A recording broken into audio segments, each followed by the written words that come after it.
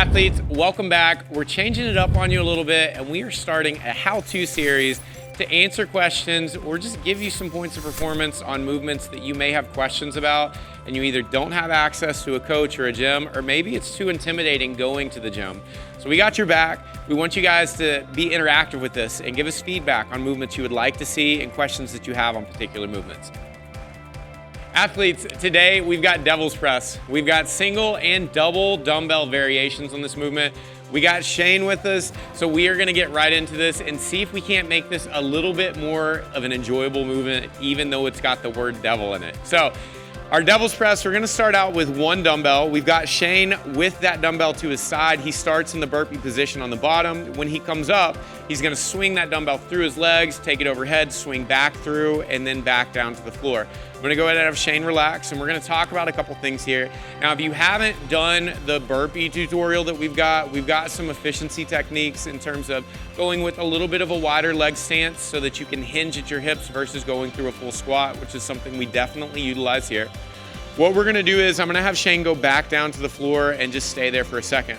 In this position, to get out of the burpee, he has the option of jumping or stepping up, but he's gonna set himself up into a place where that dumbbell can swing through his legs, and he can use the momentum of opening his hips to take it up overhead to lockout. So we're gonna see that. He's gonna pop up, swing through his legs, and straight up overhead. From this point, he can alternate on the floor or in the air. We're gonna do an air transition. He swings through his legs so that he cradles that dumbbell rather than putting everything on his low back, and he goes right back down into the next rep. We're gonna see him do this at speed, so you're gonna watch him swing through his legs, it comes down, swings through his legs, and then out to that position. Go ahead and relax. Now with this, if you try to take this movement and speed it up, it is not going to go well. You can go a little bit faster, but if you purposely try to start slinging that dumbbell around, it's gonna crank on your back, and rather than swinging through those legs how we would with a kettlebell swing so that we save our low back and we load into those hamstrings to slow it down, you're gonna put everything on your low back and crash to the floor. We've all seen people do this in workouts, and it is not a good strategy unless you don't wanna be able to get out of bed on your own the next day. So we're gonna go ahead and grab our second dumbbell now. And all the same rules apply, we just don't have a transition anymore. So Shane's gonna go down to the floor in between the dumbbells. He's gonna hop up out of this burpee, swing through his legs, pop up overhead, swing back through his legs, and then out to that position so he can make it back down to the floor. We'll do one more and relax.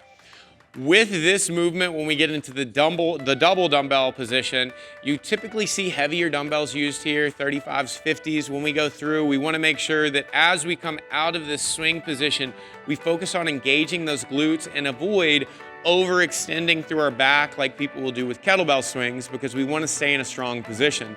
So really think about using that explosive hip opening to pop those dumbbells up so that we can hit our lockout and then utilize that stretch reflex on the hamstrings that coming through and back out to our loading position. So that covers everything for the devil's press. Thank you so much for joining us. If you want more videos like this, throw comments down below for what you would like to see so we can help you out with that. And as always, remember, be good, be kind, and join us again for another great day of how-to videos.